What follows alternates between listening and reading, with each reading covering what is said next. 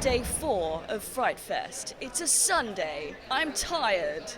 It's been 20 bloody years. I always wanted to do a man in suit. I'm a big man in suit kind of guy. And so, like, when I was designing it, I was like, I wanted to do something original that we haven't really seen before. And humanoids are something that we really don't touch upon.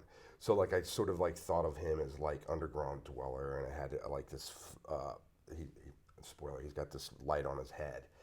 And then when I was showing my daughter, she's like, "Oh yeah, it looks scary, Daddy." And then like the kid came over. Her friend came over. She goes, "Come here, look what my daddy's doing." And so we were looking at like they were doing templates of him walking and stuff like that. And the kid just looks and goes, "Flashlight monster."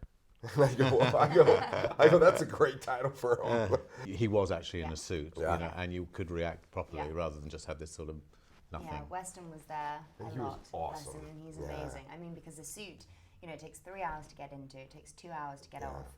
He can't eat, he can't go to the loo, he can't do anything, and he'd be fine on set for 12 hours without doing any of that. Yeah. Dude, we worked 12-hour day. So And I what look you over, I go, did- "How you doing?" He goes, "I should shoot the fucking movie." I'm like, I go, "Okay, I'll see you in a bit." It's like one day he was going like this, and water was coming out of his fingers. And I said, "What is that?" And he's like, "It's my sweat." How did we get to Eat Brains Love? Tell us how we got to this place. Oh boy, shots of whiskey, and my wonderful manager George Heller called me and he said, you know, there's this kind of zombie comedy, and they know about Idle Hands, and I said, "Is it really a zombie movie? After there've been so many zombie movies and so many great zombie movies, and after, you know, Walking Dead, you know, where can you go? What is there left to do?" And he said, "The title's Eat Brains Love."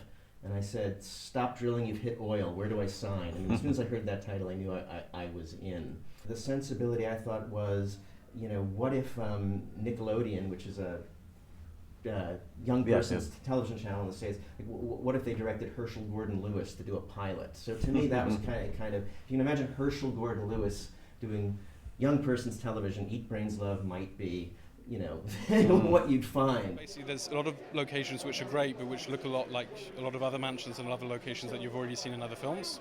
And so we found ours in Latvia, in Eastern Europe, so that was in the Baltics, and found this amazing location, this amazing mansion, which is, I think it's like an old German castle. Right.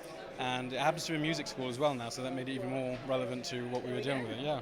That's perfect. That must have been so much fun to film.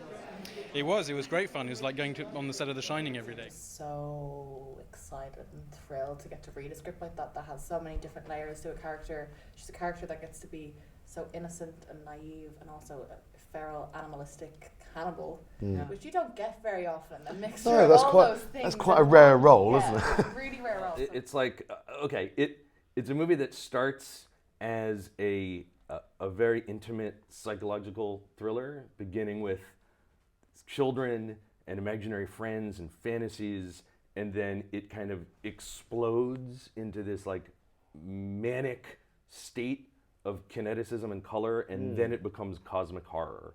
And so it takes us on this journey from like sort of disturbed family dynamics to something that is like Lovecraftian, yeah, actually, I think. yeah, It's an possibly. element of that. Yeah, I mean, I guess when we talk about cosmic horror, you can't help but think Of course. Lovecraft. And it was also really important for me to do practical effects, and I had a really, really fantastic practical effects team who were really excited about what I kind of wanted to do. Like I went in and met they're called the Russells, Russell Effects, and it's they're a married couple, Josh and Sierra, and I went in and I was like, okay, so there's gonna be throat slashes and stuff, but I don't want to just do the like thing. I want to like make sure we go in like that and then pull it out. So there's blood flying at the camera and stuff. They're like, yes, we want to do that forever, but nobody ever asked us for it. So definitely there's like a little gleeful kind of horror geek fanboy in me that wanted to do it, but also I think it actually does give a little bit of a shock for a film that's not really jump scares. We're seeing quite a lot of cult movies about cults. At the moment, we've got Satanic Panic. There's a couple of The Dark Red's another one. I mean, is this just in the zeitgeist, the fact that there's these culty things going on, or what is it?